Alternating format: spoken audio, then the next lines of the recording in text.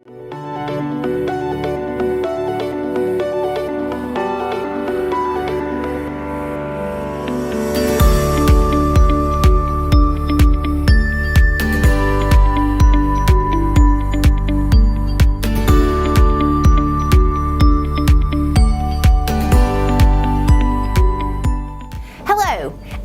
the March 18th edition of the Gwinnett Daily Post Generations Expo virtual event presented by Northeast Georgia Health System. My name is Amy Philo, Cardiology Business Development Specialist for the Heart Center of Northeast Georgia Medical Center. Generations Expo is one of the Gwinnett Daily Post's most popular events held in May at the Gwinnett County Fairgrounds. Last year, due to COVID, we weren't able to hold the in-person event, so Northeast Georgia Health System teamed up with the Gwinnett Daily Post to present important topical health information in a virtual format. The event was so successful that this year we're presenting a series of 3 virtual Generations Expo events in addition to the live in-person event on May 15th at the Gwinnett County Fairgrounds. Today is the first of our 3 virtual events, and I'm so excited to introduce speakers that will share important information on the impact of COVID-19 on heart health, as well as topical women's health issues and concerns. The impact of aging on your urological tract, why virtual doctor visits are important when you can't meet face-to-face, and more topics of interest, particularly to those 50 plus. Before we begin, I want to thank our presenting sponsor, Northeast Georgia Health System, as well as our supporting sponsor and preferred vendors, including Advanced Urology, Gwinnett County, the City of Lawrenceville, Belk Mall of Georgia, Earth Day coming to Gwinnett County Fairgrounds on April 24th, the Gwinnett Stripers, and our friends at Feld Entertainment, bringing Disney on Ice and other events back to the market in April. As in the fall, if you have questions or topics you would like to see covered in future events or other issues of concern, please feel free to post them during the presentation or email us at events@scompapers.com. We will make sure you receive feedback and answers to your questions. You can also view this event in its entirety or watch parts of particular interest to you starting tomorrow on GwinnettDailyPost.com and for the next few months on GenerationsExpo.com. Now, I'd like to introduce Dr. Jennifer Kovernis. She is a graduate of Philadelphia College of Osteopathic Medicine. Dr. Kovernis pursued her residency in family medicine with Inspira Health Network, where she focused on whole patient care and preventative medicine. Formerly a paramedic, she now enjoys caring for patients of all ages at NGPG Family Medicine in Decula, building relationships and teaching her patients to take charge of their health. Dr. Kovernis, we're going to talk about women's health today. And the first topic of several that we're going to cover today is Pap smears. Yes. When should a woman have her first Pap smear? All women, regardless of sexual activity, should start at the age of 21. And going beyond that, it depends on a certain amount of risk factors. Unless there is, for some reason, a family history of somebody dying at a young age from cervical cancer, we know that cervical cancer typically doesn't start until their late 20s. So 21 is actually a pretty good age. Up until 65, and I've been very happy to tell some ladies, this is your last one ever. What is HPV co-testing? I don't know a lot about that, so could you talk to us about what HPV co-testing is? Okay, so HPV stands for the human papillomavirus. Okay. It is the #1 cause of cervical cancer. Even though cervical cancer can occur on its own, about 97% of cases of cervical cancer are positive for the human papillomavirus. So we can, while we're doing the Pap smear, included in that swab is a test to tell us whether or not you have cervical cancer or you have changes in the tissue, and or you have HPV. And so it's recommended these days that we are testing for both so that we know what we're dealing with and how we're dealing with it. So if we've had this HPV co-testing done with our regular Pap smear, can we wait longer between Pap smears, or do we have to do this every single time we have a Pap smear, or tell me how that works? Back in the days when I was getting Pap smears and my mom was getting Pap smears. It was every single year. We have looked at the data, and the studies are showing that cervical cancer grows so slowly that we're seeing more false positives, meaning that there are some changes in the tissues, but nothing that's a problem. And so now if you don't get HPV testing, it's every 3 years. If you get tested for HPV and cervical cancer, we can go out 5 years between Pap smears, which is far less torturous to anybody. Absolutely. And yeah, so and then if by the time you're 65, everything has been good, we know that you either won't develop cervical cancer or it won't kill you. And now we're going to move on to mammograms. So at what age should a woman receive her first screening mammogram?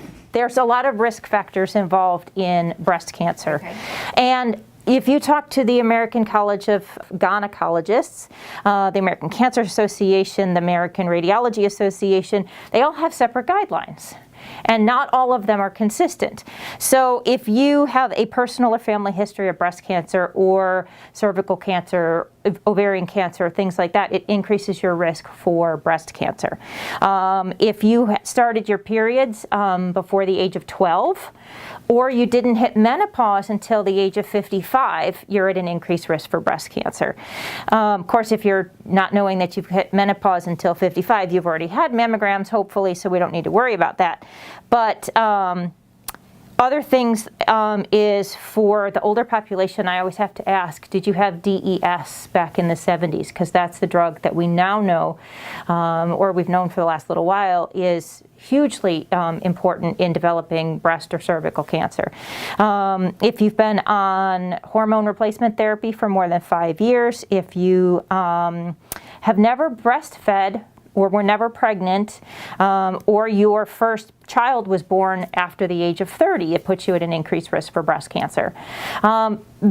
What everybody does is going to be a little bit different beyond that. So it's a conversation to have with your provider to say, here's the family risk factors, here's my risk factors, what do we think we need to do for me?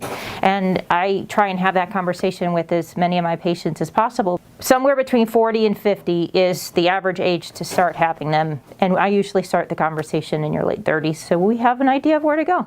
Sounds good, and it sounds like it does vary for every patient. As a daughter of a 2-time breast cancer survivor, my mother, yes, she had breast cancer the first time when she was 31. Mm-hmm. I started getting mammograms when I was 25. Yes. And so that mammograms and the subject of mammograms is very near and dear to my heart. Absolutely. Because of my mom's history.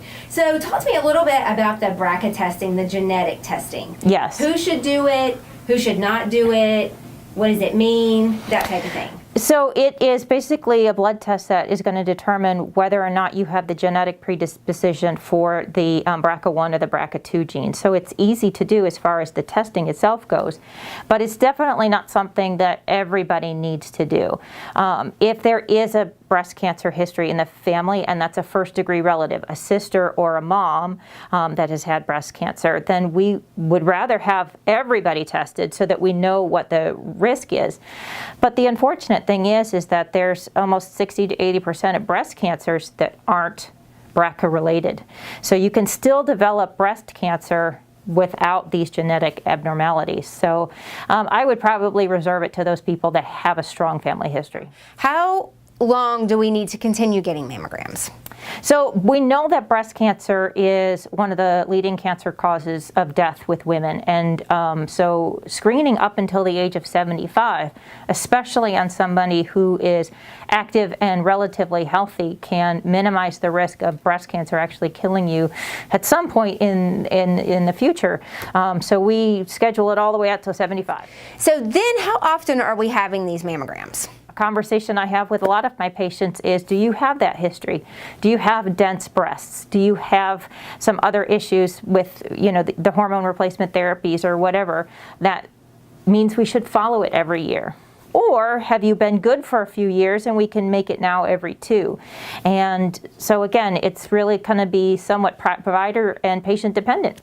Sure. But every 1 to 2 years. I have a few more questions for you, but let's take a short break. We'll be right back after a message from our presenting sponsor. At Northeast Georgia Medical Center. Our nationally recognized cancer program offers experienced doctors, advanced technologies, and leading clinical trials with a personal touch you can trust. Choose expertise. Choose NGMC. There can be more to healing than just medicine. That's why we offer music therapy and outdoor garden escapes like our pet park, where patients can spend time with their four-legged family members. Choose healing. Choose NGMC. Welcome back. I'm Amy Philo, Cardiology Business Development with the Heart Center of Northeast Georgia Medical Center. Today I'm talking with Dr. Jennifer Kovernis about women's health. Now let's move on to talk about menopause. What is the average age of onset of menopause in women? 51 seems to be the magic number that we're using today, and I always advise my patients to talk with their grandmother, their mom, their sisters, their aunts, to see kind of when the family has gone through it, because there is some, genetic predisposition for these things. If you're like me and your grandma had a hysterectomy and your mom had a hysterectomy, everything is kind of up in the air. But we can sort of presume that things are going to start rolling in your late 40s and happen sometime in the early 50s. What are some of the signs, the first signs that we're going to see as we start to enter perimenopause? And what is perimenopause?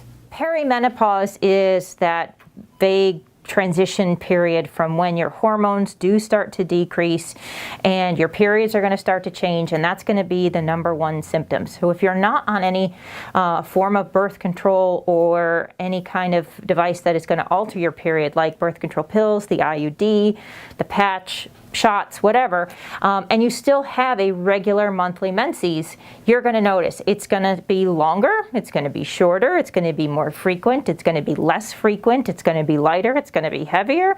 We don't have a great answer. We just know that you're going to see changes in it up until the time that you stop having them. And menopause is officially 12 months period free. So that time before is peri or premenopause. Menopause is the year that you don't have a period, and then postmenopause is everything thereafter. So my periods are a little bit irregular. I think I may be in perimenopause. Can I still get pregnant? If you're not on any form of birth control, absolutely. Okay. It has happened.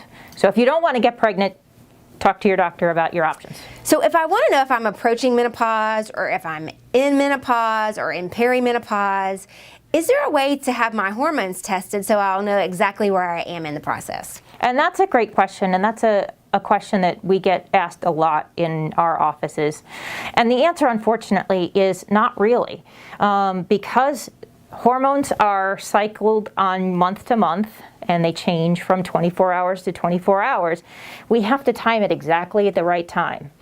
And then we're not quite sure if we got it at the right time. So we have to repeat it so frequently that we just don't have a good answer. If you were 16 and hadn't ever had a period, we would absolutely check your hormones. If you were 38 and all of a sudden stopped having a period for 6, 8, 12 months and you weren't pregnant, we would absolutely test your hormones. But if you're in that mid 40s to 50s range group, there's no guarantee that any of the hormones that we're testing are going to give us any kind of answer. Is it true that hormone replacement therapy can help with some of the symptoms of menopause? Absolutely.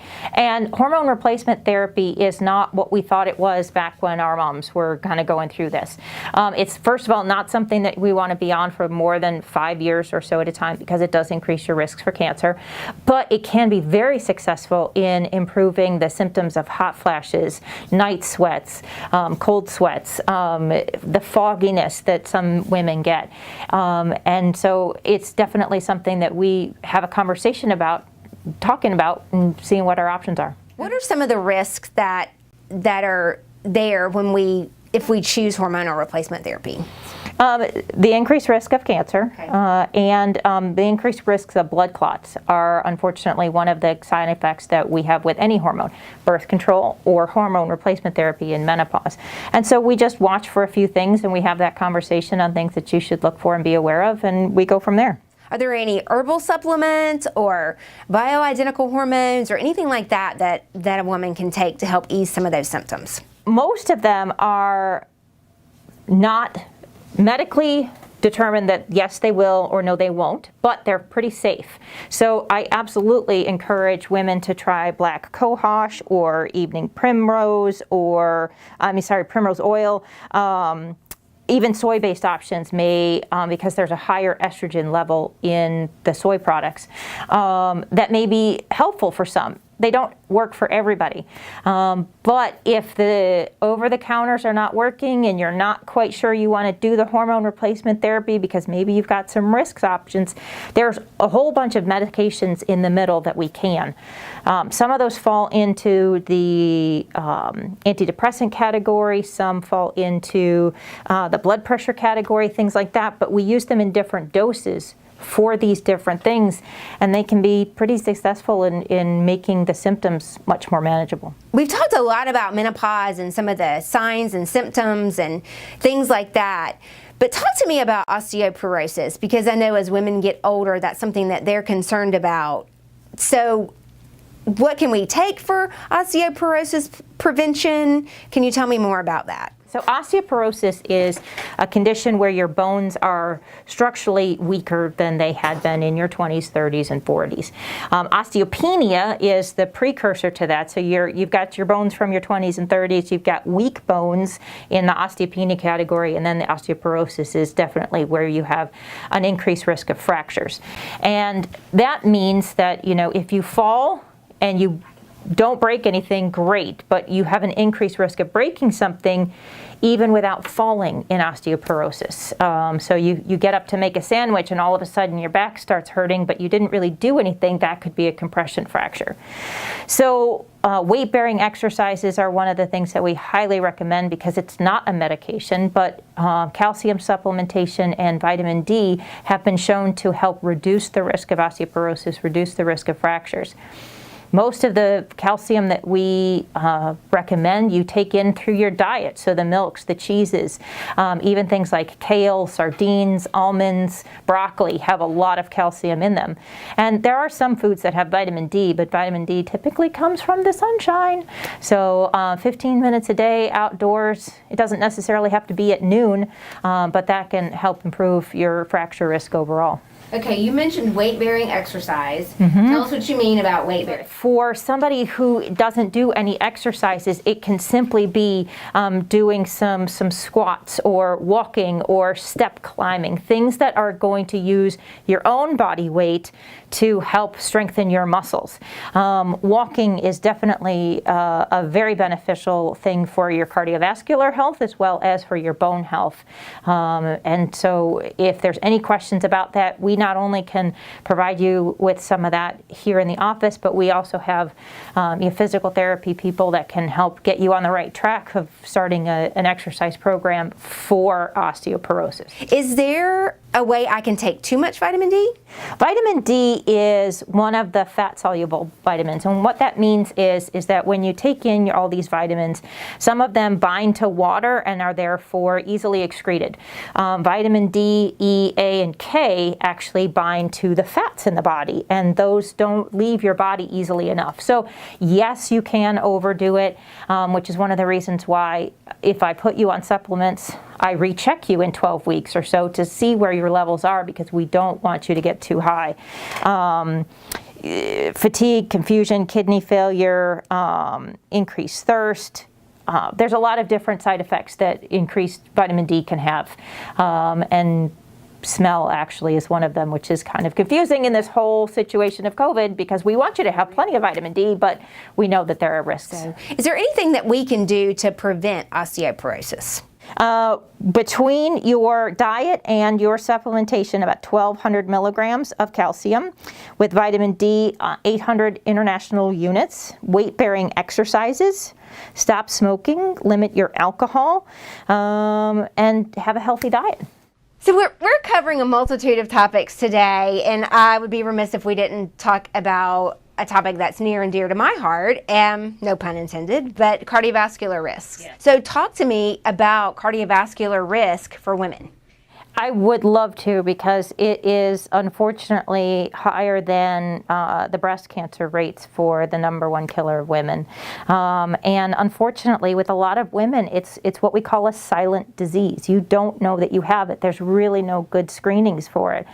And cardiovascular disease in general is just this big umbrella of what we put all of these heart problems into, whether or not it's a vascular issue or a lung issue or a vein issue or whatever. These things kind of encompass a lot of different veins, so to speak, no pun intended.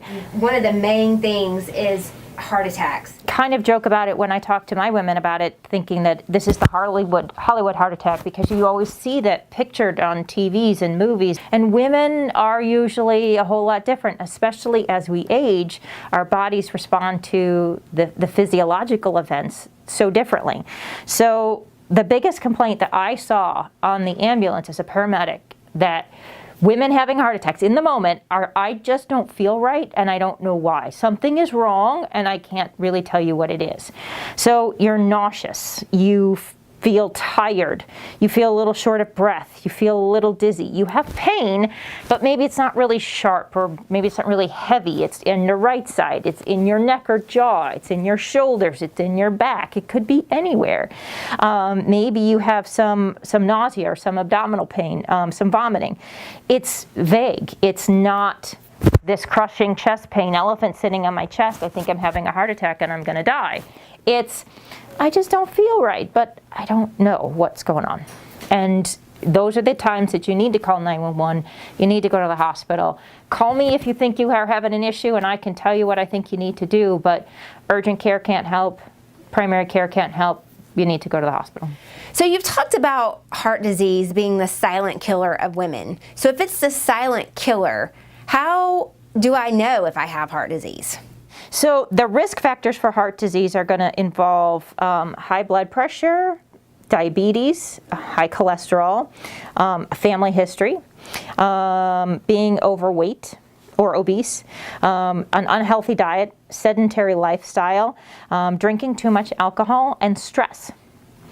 A lot of those we have some control over. Obviously, if we have a family history, we can't fix that, but managing your blood pressure, managing your blood sugars, making sure your cholesterol is well controlled. Obviously, eating healthy and staying active are going to be big things across the board, because we talked about that with menopause and osteoporosis, and now with heart disease, staying active is going to decrease your risks across the board. So I think that you've done a great job today talking about women's health in so many aspects. Yeah. So in wrapping up today, is there anything else that you want to tell us women that we can do to take care of our health? I think you should take charge of it and ask your doctor any question that you have, regardless of how silly you think it may be, regardless of how embarrassing it may be. We've probably all heard it. Just ask, and we'll do our best to try and work you through it, because chances are somebody else has been there, and we're going to do what we can to keep you safe and healthy. Dr. Kovernis, thanks so much for joining us today. This has been great, so informative. We've talked about so many aspects of women's health today. Thank you for having me. I've enjoyed it. If you'd like to make an appointment with Dr. Kovernis, you can do so online at ngpg.org/Jacula. Again, Dr. Kovernis, thank you so much for joining us. Our office phone number is 770-848-9360. I'd like to take a minute to thank the folks making today's presentations possible, including our presenting sponsor, Northeast Georgia Health System, as well as our supporting sponsors and preferred vendors, including Advanced Urology, the City of Lawrenceville, Gwinnett County Communications, Belk Mall of Georgia, and the Gwinnett Stripers.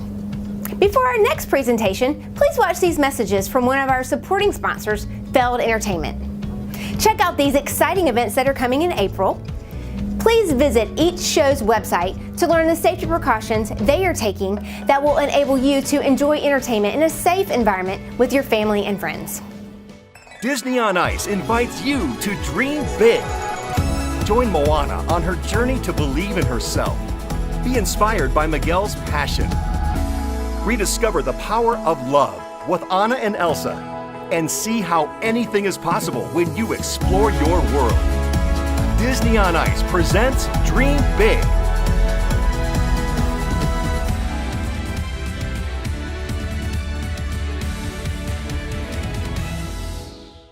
Monster Jam fires up the engines.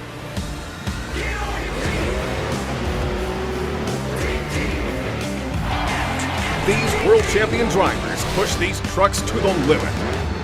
Welcome to the show. Welcome to the grind. This is Monster Jam.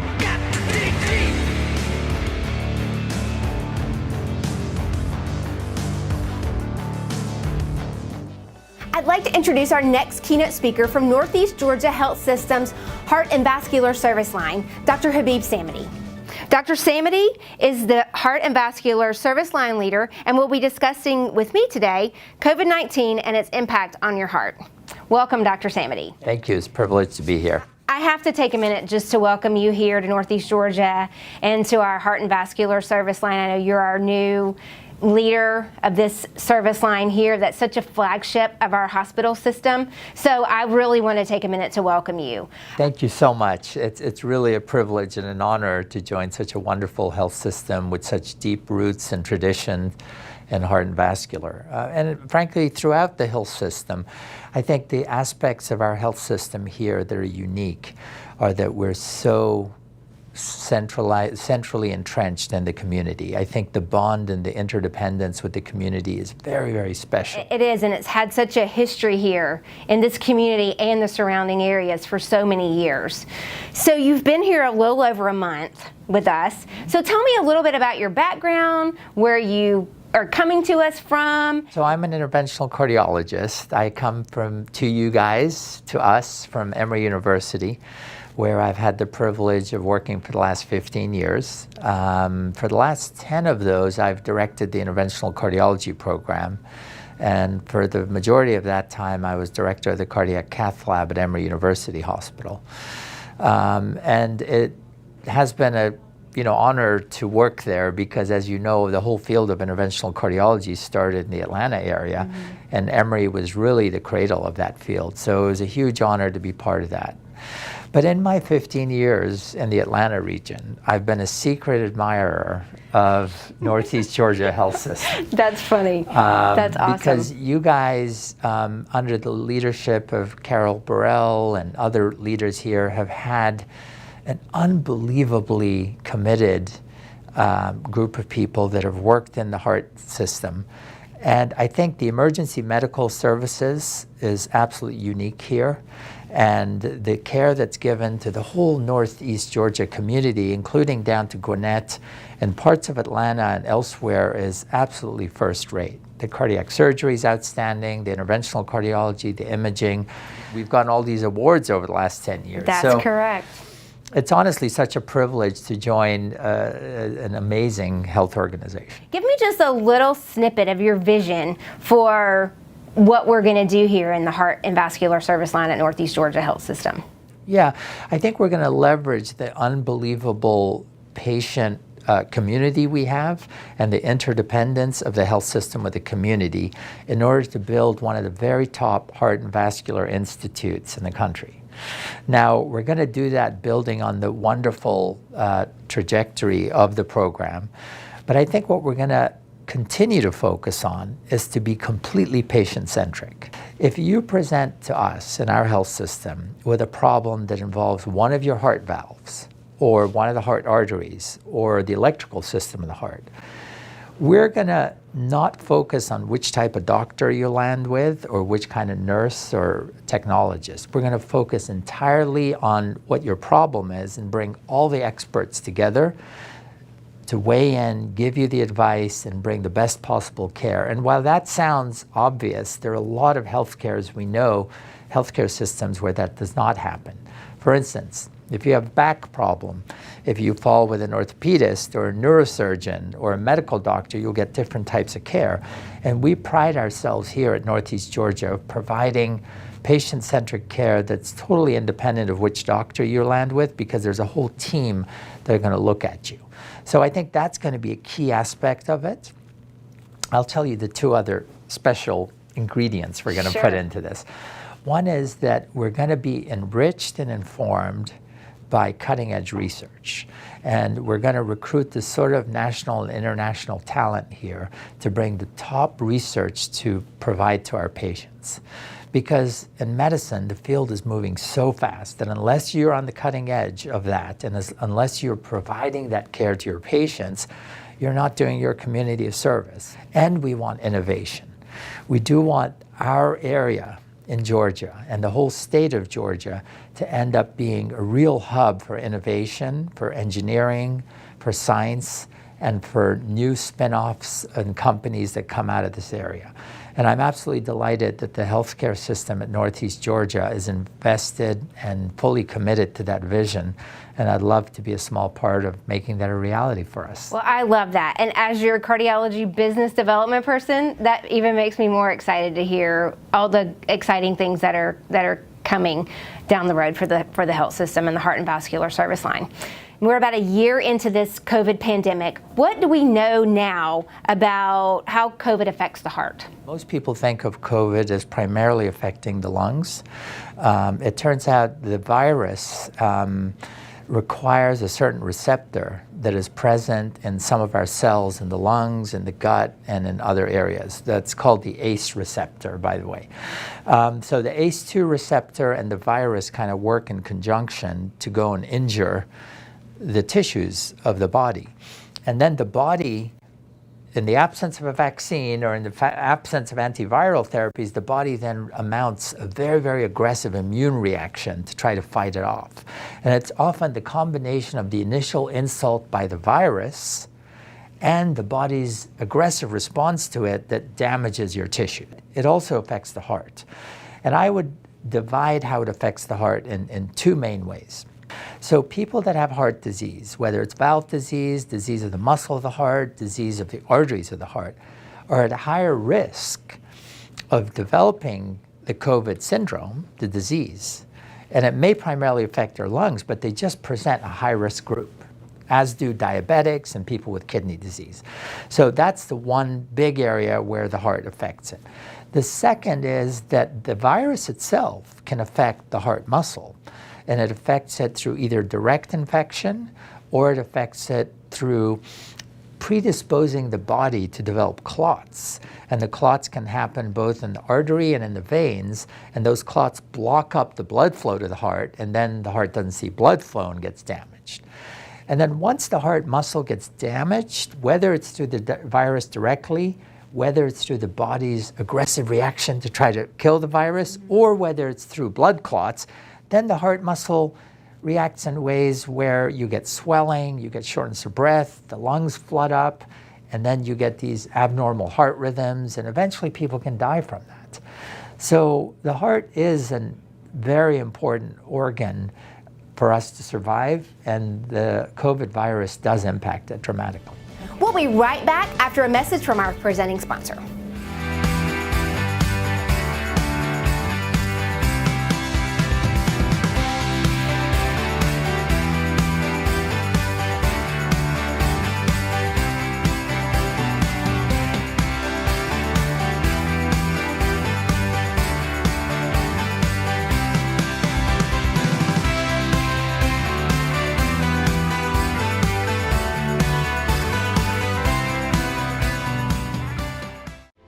NGMC is committed to caring for all patients, regardless of their ability to pay, so they don't have to leave our community to find care. Just last year, we provided more than $40 million in financial assistance to those in need. Choose community. Choose NGMC. Welcome back. I'm Amy Philo, Cardiology Business Development Specialist for the Heart Center of Northeast Georgia Medical Center. And today I'm talking with Dr. Habib Samadi, who is our Heart and Vascular Service Line Leader here at Northeast Georgia Health System. So we've been talking a little bit about COVID and then the effects on your heart. If I have COVID, didn't end up in the hospital, but I had a few issues, but I've come through it just fine. But then I just worry, did something unknowingly happen with my heart? If I already have high blood pressure or high cholesterol, how do I know if I need to go get checked out after I've had COVID? Yeah, great question, Amy, because as you know, COVID can be completely asymptomatic as well, right? We do know Sure, that. So absolutely. you can have absolutely no symptoms, you can have fevers, but once you start developing symptoms of COVID, as we just discussed in the last segment, how that affects the heart. The question now, as you point out, is how do you feel and what are the symptoms and when do you need to get checked out? Yeah. So I think your symptoms can depend on how that COVID's affecting your heart. If it affects the muscle of the heart, you'll feel shortness of breath, which, as you know, you can also get with lung problems. Sure. So it's kind of hard to tease that out. So I think what we'd like our community to know is that if you have shortness of breath and you have air hunger, then you need to get checked out. Whether it's your heart or your lungs will be figured out in the hospital, but I think you do need to get checked out. The second symptom you can have is you can kind of feel lightheaded, feel like passing out, and obviously you can have fevers and chills. And then I would say the third symptom, which is important, is sometimes people can feel palpitations or a sense of an irregular heartbeat. That too can be a sign or a symptom of COVID. And then finally, some people have classic heart attacks. So they may have chest pain and sweating and so forth. So unfortunately, all those symptoms can happen. And the bottom line is if you have any questions or any concerns, you should seek medical advice. That is a great point. So if I think I'm having some of these issues and I come to see you or I come to see, or I go to see my doctor and I'm concerned about my heart, what are some of the tests that you may perform on me to see what's going on with my heart? Yeah. Well, obviously, if you came to see us in the office, the first thing we'd want to do is do a COVID test on you. Let's assume you have COVID. We know you have COVID. Now the question is how to test the heart. And I think what we do is we would start with what's called an electrocardiogram or an ECG, which is an electrical tracing of the heart. We would then probably do what's called an echocardiogram or an ultrasound of the heart. Okay. That allows us to look at all the chambers of the heart. As you know, the heart has 4 chambers, and if any of the chambers has been damaged by the virus, then we'd be able to see that. And then there are a number of other tests that we could get into. For instance, if you're having chest pain, you may need an emergency heart catheterization. Sure. And so we have a lot of tests in our armamentarium. But I think the first step is to see your doctor, potentially get an ECG and an echo. And both of those things, just so that patients know, those things are both non-invasive. No pain involved, no needles, no anything like that. Am I correct in that? Absolutely. Let's just talk for a minute about how important it is to seek that emergency care. If you think you're having a heart attack, let's talk about some of those symptoms of a heart attack. Absolutely. I think especially when the pandemic first started in March through May of 2020, there was such a fear of potentially coming to the hospital and acquiring COVID that a lot of our patients that had classic chest pain, shortness of breath, were having a heart attack, refused to call the emergency medical services. Yeah. And we know that a lot of tragedies happened. People died at home or presented very late. I do think that as the summer went by and as people became more comfortable with the fact that you can safely come and get treatment in the hospital, remember, a lot of nurses and doctors are working in the front lines, and as long as they're wearing their masks and they're doing the social distancing and washing their hands, many of them did not get ill. And so that gave both the patients and the healthcare providers confidence that we can safely take care of patients. So I think in the latter half of 2020, most patients now have the confidence of presenting to the hospital without the worry that, oh my gosh, I'm going to come in and get COVID. So I know that we've talked about COVID-19 and our heart, and obviously the best way to prevent long-term complications is to prevent COVID-19. And we've all heard these strategies, but I think it is worth repeating. Talk to us about how we keep ourselves safe from COVID-19? Those preventive measures clearly save lives. And I think the ones you're thinking about are social distancing. Absolutely. You've got to be at least 6 feet apart, especially with people that are not, your close family members. So you really have to be very, very sort of particular about that. You've got to wear masks, and the masks now we've learned have to be relatively tight around your face. If you're in an environment you're worried about, you could potentially wear 2 masks. That may be an advantage. Sure. And then the third part of it is you have to kind of wash your hands very extensively for 20 seconds or 30 seconds. And we know that all those three things, social distancing, wearing masks, hand washing, are very, very important preventive measures. Okay. We all have some mask fatigue, I That's think. right. I know. Yeah. And so, but it really is important to reiterate the importance of keeping that mask on and washing our hands and keeping our distances. So let's talk a little bit about the vaccine. It's becoming more widely available. I've had the vaccine, you've had the vaccine. Is it safe and is it efficacious? Yeah, it actually was brought about into the market rather quickly. As you know, there's the Pfizer and the Moderna vaccine, but they both were tested incredibly rigorously given the pandemic, and now we've had over 500,000 people dying in our country. So I think that it was quick, but it was very, very carefully and meticulously tested. So it's definitely safe. Because now over 64 million Americans have received the vaccine. And it's also very effective. So if you think about effectiveness of vaccines, and say you compare it to the flu vaccine, right, which we take every year, the COVID-19 vaccines are a lot more effective than the flu vaccine. We're talking about an effectiveness of about 90 to 95%. Which is impressive. Which is super impressive. And then with regard to, how long you have immunity after you get the vaccine, the truth is that we don't know that for certain. At least I'm not sure of that. But I think the sense is that you will have it for at least 6 to 12 months. And so I think it's definitely worth having. Yeah, I'm definitely with you. And as healthcare workers, we were some of the first folks to be offered the vaccine and to take the vaccine. Remember, by the time you get the second vaccine, your body's already seen the vaccine once. Right. So that's its job. Say, I recognize that antigen, and then it goes and it attacks it, and it then creates added immunity. Yeah. And so in a way, that's really a sign that the second dose is working, so that if you ever come across the real deal, then your body kind of takes care of it very, very quickly. And that's the hope. So I know I've heard people say, well, and some people that I work with in healthcare. So we've had our vaccines. Why are we still sitting here with our masks on?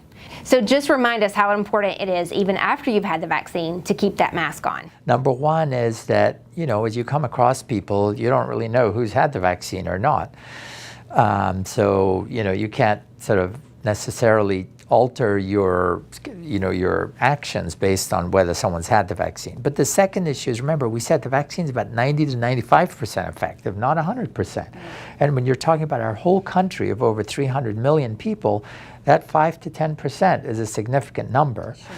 And then the third part of that is, even if you and I are fully immunized, we can go and serve as a vector. So if we carry the vaccine and we're not wearing our masks and not washing our hands and social distancing, the virus can be in our hands, and if we take it home to our families, we can give the virus so we can serve as a vector. So I think that's why it's really important that people don't forget the big three: wear masks, social distance, and wash your hands.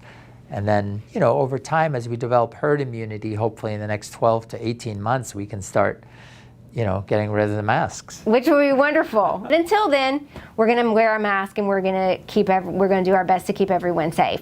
So again, I want to thank you for joining us today. Again, welcome to Northeast Georgia Health System. We're so happy that you're here. Is there anything else you want to leave us with today? Well, thank you for that. It's honestly been an incredible pleasure to be here for the last month, and I've really had so many heartwarming conversations and experiences meeting incredible people. And I feel very, very bullish about our health system and us developing a world-class heart and vascular institute over the next few years here. I also want to say that I'm really, really proud of really all of the American healthcare industry, and particularly at Northeast Georgia, the way that we've handled this unbelievable crisis and pandemic. So many people at the front lines have volunteered their time, their efforts, have put their lives behind the lives of those that we need to save. And I think that I'm particularly proud of the way we've handled things here with our leadership and serving our community. So I do think it's a wonderful time for us to come together as a country and as a community as we fight this pandemic. Very good. Thank you again for joining us, and we hope to see you again soon. Thanks, Amy. Thanks. Pleasure. Thank you, Dr. Samity, for sharing this important information with us today. Just a reminder that you can watch this presentation at your leisure tomorrow on GwinnettDailyPost.com and also on GenerationsExpo.com. If you have questions that were not answered during our talks today, please feel free to email events@escompapers.com during or after today's event. Before we move on, I wanted to take a second and talk about an amazing Earth Day event coming up in April called Recycle Your Used Stuff at Earth Day, brought to you by one of today's event sponsors, Gwinnett Solid Waste. Recycle your electronics, paint, tires, and paper at America Recycles Day on Saturday, April 24th from 9 a.m. to noon at the Gwinnett County Fairgrounds in Lawrenceville. This event is brought to you by Gwinnett County Solid Waste Management and Gwinnett Clean and Beautiful. Here are some things to remember before you come. Paper shredding is limited to 5 copier paper boxes. Paint is limited to 10 gallons. Tires are limited to 8. Electronics recycling is free except for TVs, monitors, and printers.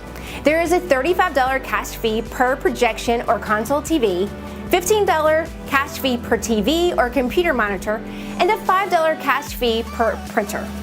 Social distancing measures will be in place. All attendees are encouraged to wear masks and must remain in their vehicles at all times. Items to be recycled should be placed in the trunks or back of the vehicle where they will be removed by vendors. Materials should be placed in disposable containers or boxes, as containers will not be returned. For more information, visit www.gwinnettcb.org/events. Call the Solid Waste Call Center at 770-822-7141. Now back to today's event. Now we're going to learn some very important information about something that many don't like to talk about, and that's aging and its impact on your urinary tract. I'd like to introduce Dr. Michael Nordsiek from Advanced Urology to tell us more. Hello, my name is Michael Nordsiek. I'm a urologist here at Advanced Urology. I currently see patients in our Lawrenceville office. I have been employed here for about 1.5 years. I'm originally from northeastern Pennsylvania, a small town called Scranton, Pennsylvania, for those that are familiar with the office. I did my undergrad training at the University of Scranton, where I studied biochemistry. After that, I moved to Philadelphia and received my medical degree at the Philadelphia College of Osteopathic Medicine. I then stayed in Philadelphia for my residency training and completed that at Einstein Healthcare Network in Philadelphia. After my urology residency, I chose to pursue further additional training in urologic oncology, advanced laparoscopic training, and robotic surgery in Charlotte, North Carolina at the Levine Cancer Institute. A lot of my patients will ask me how I ended up coming from Philadelphia to the South, and quite honestly, number one was the weather. Another reason was I'm a huge Atlanta Braves sports fan. Finally, the staff that really care about our patients and put them number one. We have some of the finest trained urologists in the Atlanta area. All of us are very personable. So as a urologist, I think I have a unique perspective into treating people with a lot of conditions that patients don't want to talk to their other providers about, their family members and their friends. And some of those are big issues with urination. And until you have a problem where you either can't pee or you have issues with leakage, you may just assume that it's a natural part of aging, but a lot of my patients, I tell them that it's not, and we're here to help them with that. So men, as they get older, have issues with their prostates where they have trouble urinating, and women, specifically as they get older, they have issues sometimes where they have problems where they leak urine, they're going to the bathroom all the time. I have many patients that tell me that I plan my day-to-day routine and my activity to go to the store around where I know there's going to be a clean bathroom, so I can go to the bathroom, go shopping, and I don't have an accident before I get home. And so what I would tell my patients is that that's not a normal part of aging, and we can definitely help you get your quality of life back. Bladder problems can present in many different ways depending on the sex of the patient.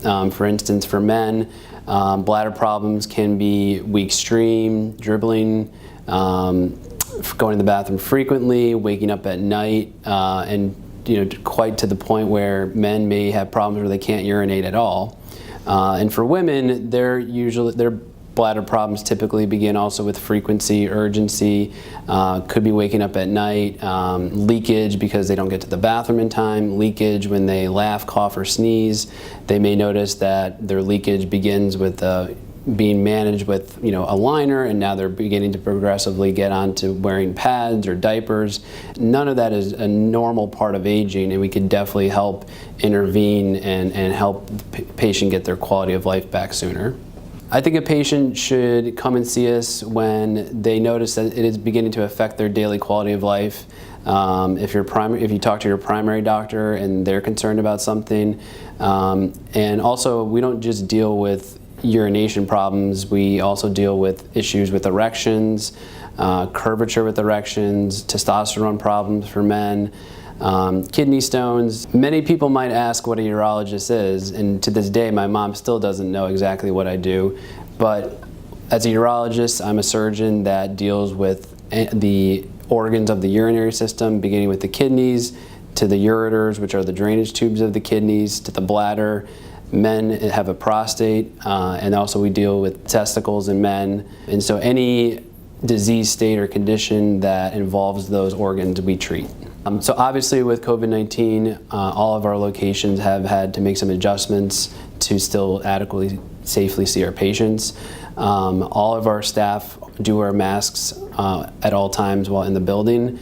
All of our clinical staff have been fully vaccinated against the virus. All of our waiting rooms and patient gathering areas have been adjusted for CDC guideline recommendations.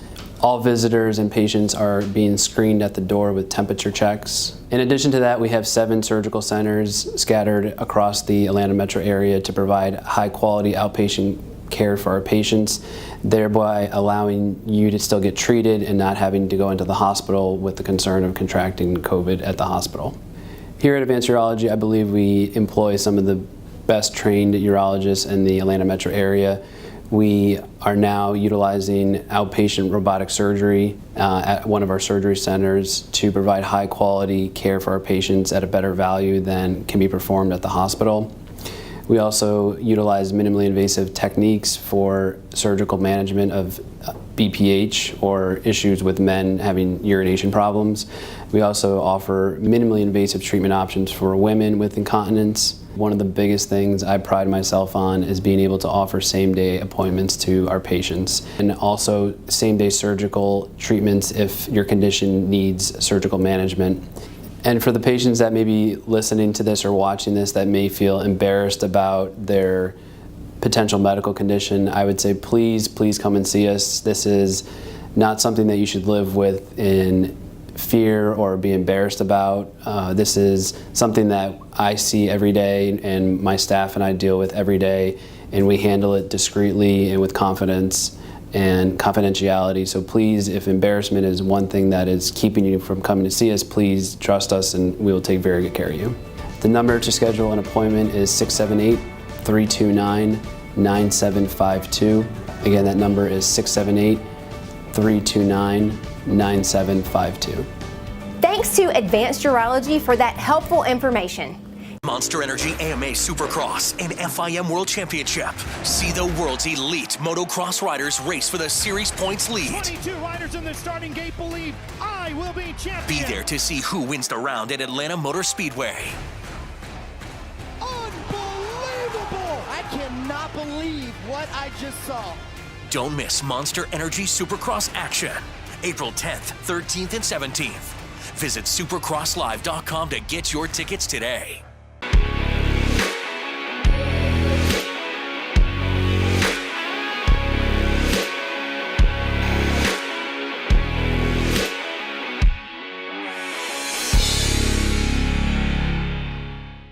Unlock ancient mysteries and buried secrets in Maya. Hidden worlds revealed. Explore a world of artifacts, tombs, architecture, and art. Get tickets at fernbankmuseum.org. Thanks again for joining us today. I'd like to take a minute to thank the folks making today's presentations possible, including our presenting sponsor, Northeast Georgia Health System, as well as our supporting sponsors and preferred vendors, including Advanced Urology, the City of Lawrenceville, Gwinnett County Communications, Gwinnett County Solid Waste, Belk Mall of Georgia, and the Gwinnett Stripers, as well as Disney on Ice Dream Big, coming to the Infinite Energy Arena on April 15th through the 25th. I know we mentioned when you registered that we would be giving away door prizes during today's events. Check out generationsexpo.com to see if you won after today's event.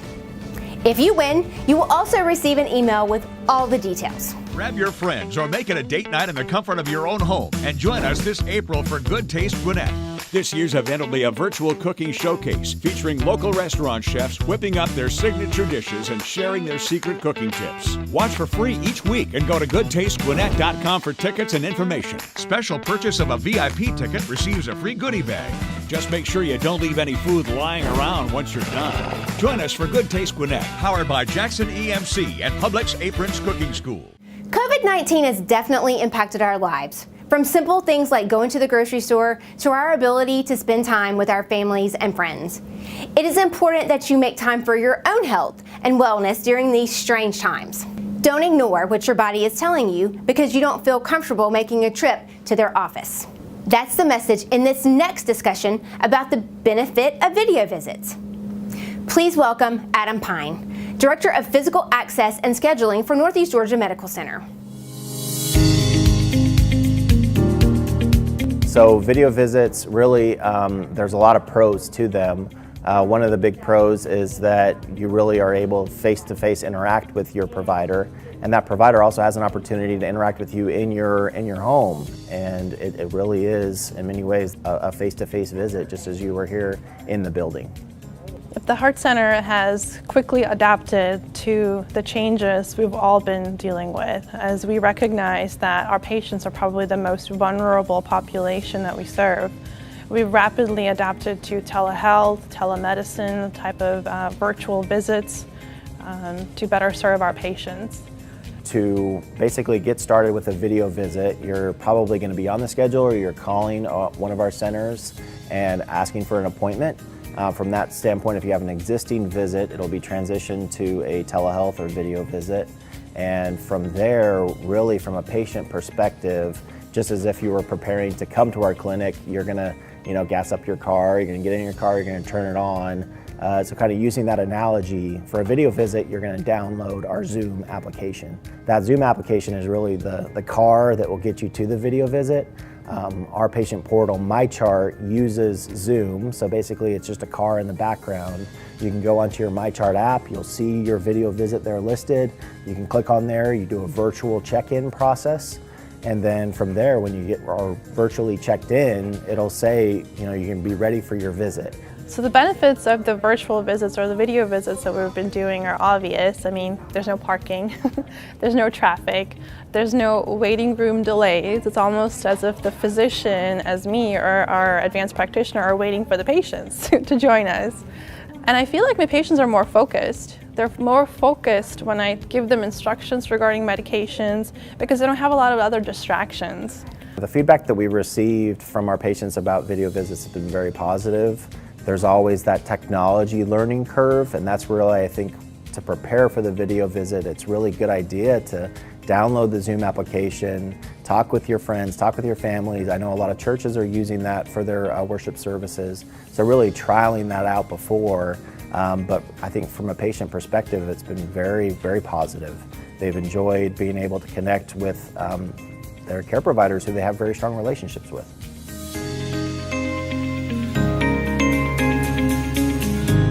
Welcome back. We shared this in the fall, but it is so important that we wanted to share it once more. According to the CDC, about 140,000 Americans die each year from strokes. Did you know that the nation's highest death rates from stroke are in the southeastern United States? Do you know the signs of a stroke? Our next guest, Tina Johnson, stroke coordinator at Northeast Georgia Medical Center Barrow, will share important information about identifying the early signs of a stroke.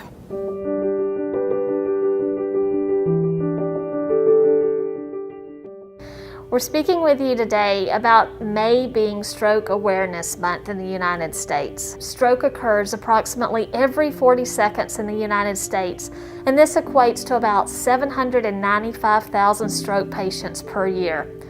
Unfortunately, 140,000 of those patients will also die from their stroke. Northeast Georgia Health System would like to make sure that everyone understands the signs and symptoms of a stroke and understands the need to activate 911 emergency services if they see these symptoms. One of the acronyms that we use is called Be Fast. With this acronym, B stands for an acute loss of balance. You're no longer able to stand up appropriately. When you look at the E, that stands for eyes, and that means that you've had a loss of vision or maybe a sudden onset of blurred vision. F stands for face, any sudden onset of facial drooping or numbness. A stands for arms, any sudden onset of arm weakness or numbness. S stands for speech, any sudden onset of difficulty speaking, such as slurring your words, not being able to speak, or simply hard to understand. T stands for time. It's time to call 911. If you have these symptoms or recognize them in someone else, it's time to call 911 immediately, even if the symptoms improve. By using Be Fast, you can help ensure rapid stroke treatment. When it comes to stroke, every second counts, and rapid treatment can help improve survival and reduce the disability after stroke. Our emergency departments and inpatient stroke units stand ready to provide stroke care every single day, no matter what the world looks like. During this pandemic, we want you to know you are safe coming to Northeast Georgia Medical Center for stroke care. We are prepared to take care of you and your family when you need us.